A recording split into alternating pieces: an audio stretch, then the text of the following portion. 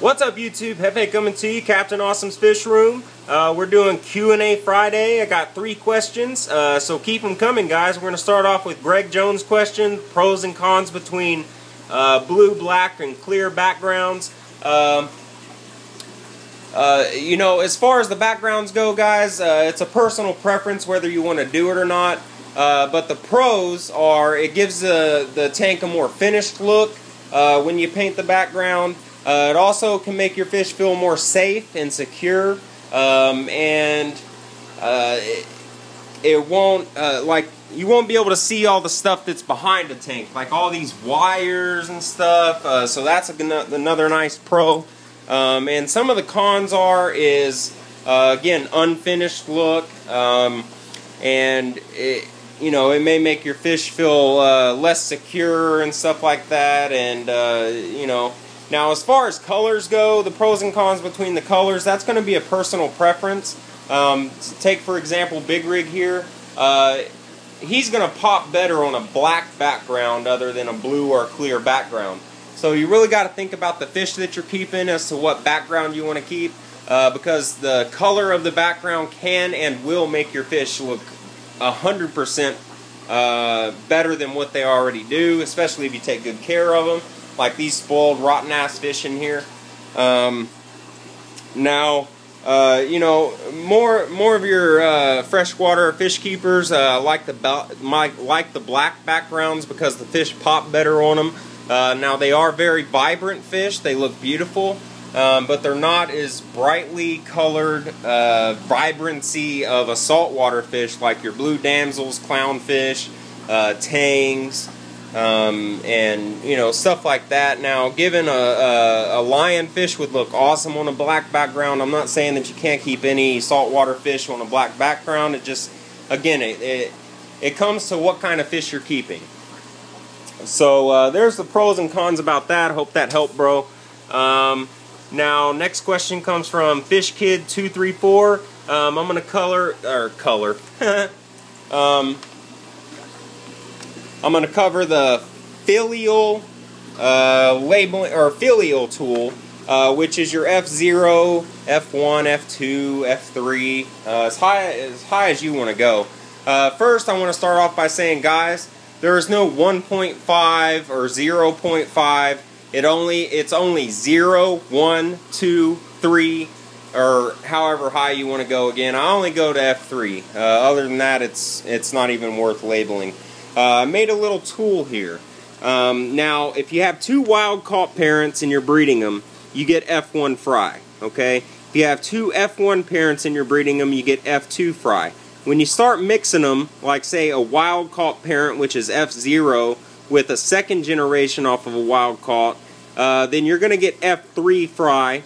Or if you're breeding a wild-caught with a first generation, you're going to get F2 fry. That's how that works. You can't get F1 fry from a wild-caught F1 pair. It's Mace. I'm trying to make a video, girl. It's not going to work. It would never work like that. You just can't do it. It's not physically possible. So basically how it works is it goes to the next highest number to what the parents are. So say, like, for example, you have a wild-caught and an F1. The next highest number in that series is going to be 2. If you have a wild-caught and an F3, a third generation, those fry are going to be F4, okay?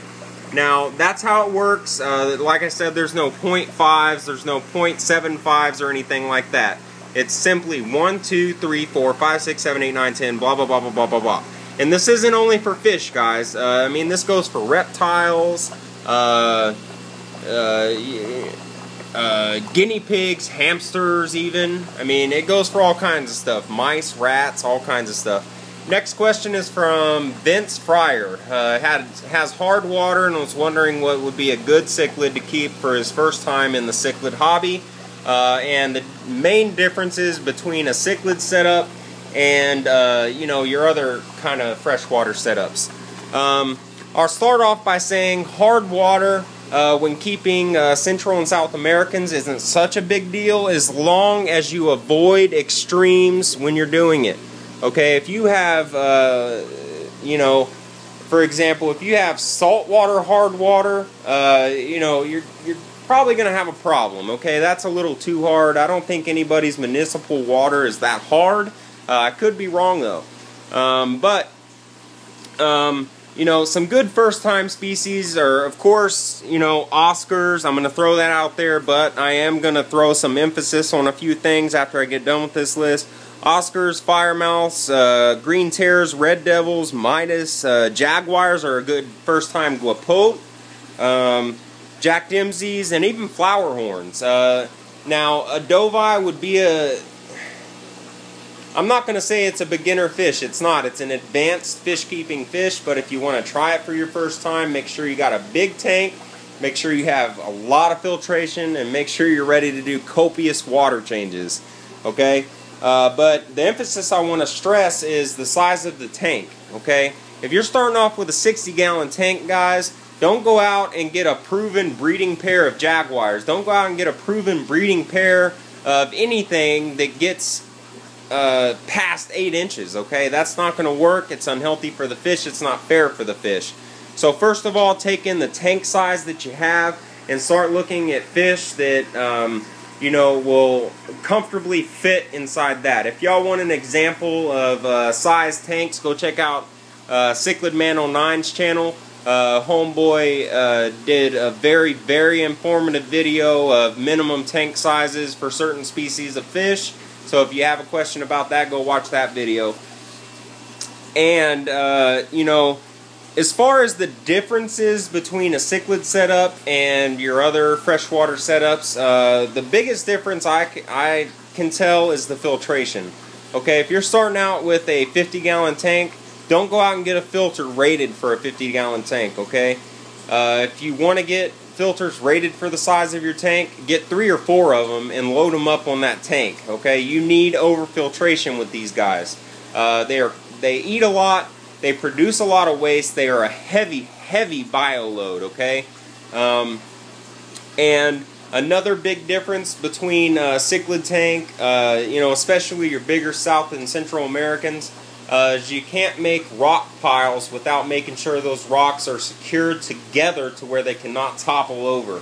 Because these guys dig, and they will dig, and they will topple over those rocks, possibly, you know, killing your fish and busting your tank wide open. Okay.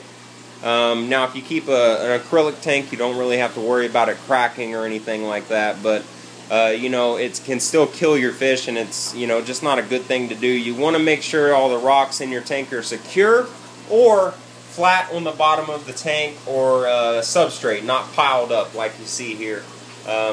These are flat on the substrate. Some of them are actually flat on the tank, like those two there. And that one right there has a little substrate underneath it. But make sure they're really close to the bottom, because these guys can and will dig a lot. Okay, they will move those rocks. They will get every bit of substrate out from under those rocks too. So just make sure they're low. Don't stack them up. Big rig's getting bigger, so I'm going to have to change up that, because he can knock that over. Believe me, these fish are powerful, and they're not afraid to show it. I mean, they are powerful, and you know, in most cases, pretty aggressive. Big rig already bit me. Of course, I was taunting him a little bit, but he bit me nonetheless. But I still love him. Let's see here. I made a few notes. Oh, back to the F thing. Only pure genotype fish can be labeled with a series of Fs. Okay.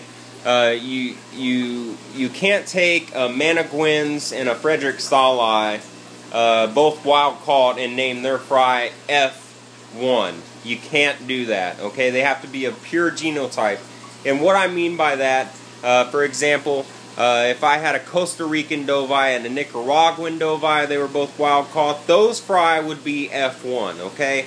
Now, you know, there's a lot of people out there that would consider that a hybrid. That's actually not a hybrid. I still haven't met anybody that would think that was a hybrid, but I have read some forums where people saying, no, that's a hybrid. Guys, that's not a hybrid, okay? If you have a purebred Dovii and a purebred Dovii, no matter what lake or river they come from, they're going to produce purebred Dovii, okay? Now, that's a pure genotype. You know, if you have two of the same species, okay? Now, two jaguars, two Dovii, two Amphilophus. Oh, I'm sorry. I almost said a whole species. Two Amphilophus lion's eye, or two Amphilophus labiatus, or two Amphilophus citronellums. Okay, those are pure genotypes, no matter where they come from. Okay, now if you buy a fish and you don't know its origins, you can't label it with any of them. Okay, I don't care what the dealer says. If he can't prove where they come from, you can't label it. Okay, it has an F nothing. It's an F nothing. I don't like when people do that. You know, they say, oh, you know, this is an F1 because my dealer said so. If it's coming from a reputable dealer, yeah, you absolutely can do that. Jeff Rapp, Cichlid Man 09, Fish Law 1, my boy Skip, Dog Man, you know, myself. I like to consider myself a reputable breeder, even though, you know, I haven't been doing it that long, but I'm sure y'all can tell that I take pride in this, so I hope I can be considered on that rep. Don Conkle, all those guys, reputable dealers, so you're getting what you pay for with them. Now, if you're going up to your local PetSmart and that little boy behind the counter goes, oh, this is a wild called Red Devil, you better call bullshit right away, because I promise you, they don't have no wild call nothing up there. I promise. Unless it's a Cardinal Tetra, which they can't keep alive half the time anyway. Those might be wild caught. But I'm getting off on a tangent anyway. But yeah, guys, I hope I answered all y'all's questions. You know, if you want to know a little bit more, hit me up on, you know, the comments, inbox me. You can even email me if you want to talk to me, guys, okay?